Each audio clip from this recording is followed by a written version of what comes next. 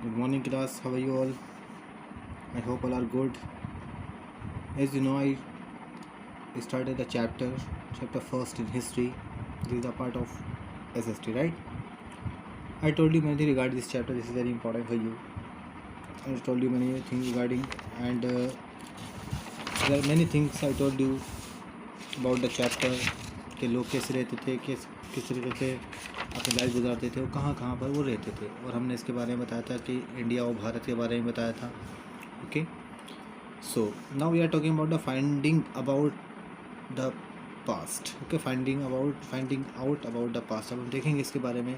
तो there are several ways of finding out about the past. तो बहुत सारी ऐसी चीज़ें हैं जिससे हमें पास्ट के बारे में पता चलता है. One is to search for and read books that were written long ago.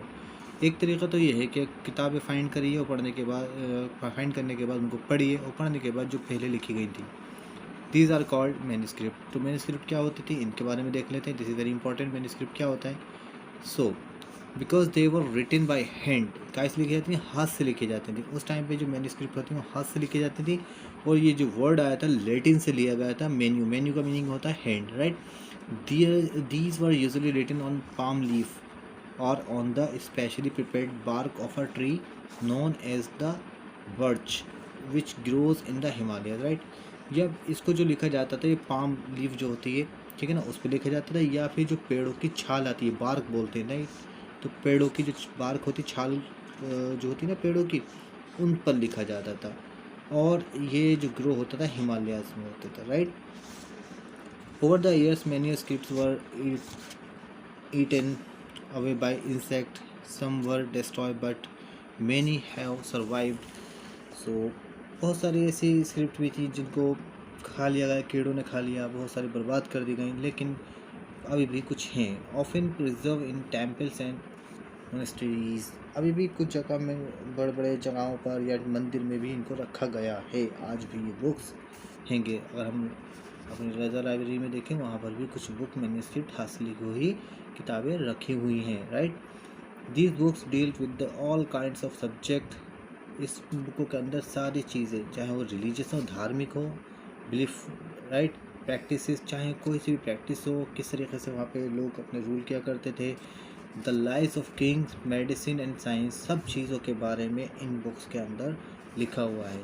तो जो भी चीज़ मिलती थी उनको उन्होंने, या जिस तरीके से वो रूल किया करते थे, उन सब के बारे में लिखा होता था. राजा किस तरीके से प्रैक्टिस करते थे, किस तरीके से रिलीजन फॉलो करते, वो सब चीज़ें.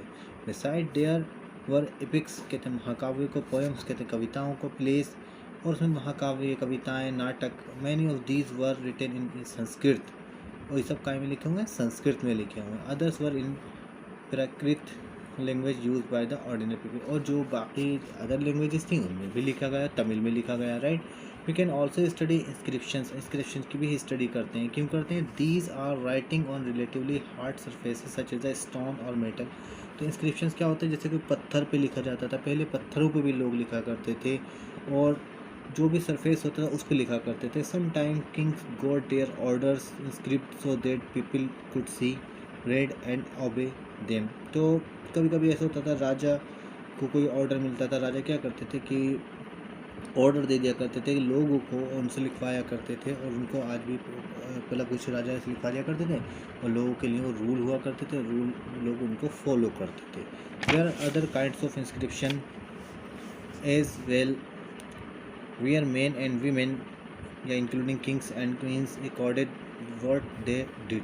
और कभी कभी ऐसा भी होता था कि जो वो लोग काम किया करते थे उसको भी लिखवा दिया करते. जैसे कोई राजा है, वो वॉर जीत का है, तो उन्होंने डेट मेंशन करवा दी, स्टोन पे लिखवा दिया कि हमने इस डेट में विक्ट्री हासिल की थी. For example, Kings often kept record of victories in battle.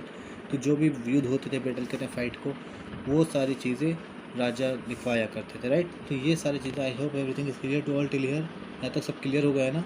तो हमने यहाँ पर बताया आपको menu script. You can see, ये मेन्यू स्क्रिप्ट है जो हाथ से लिखी जाती थी, पाम लीफ पे लिखी जाती थी, ओके.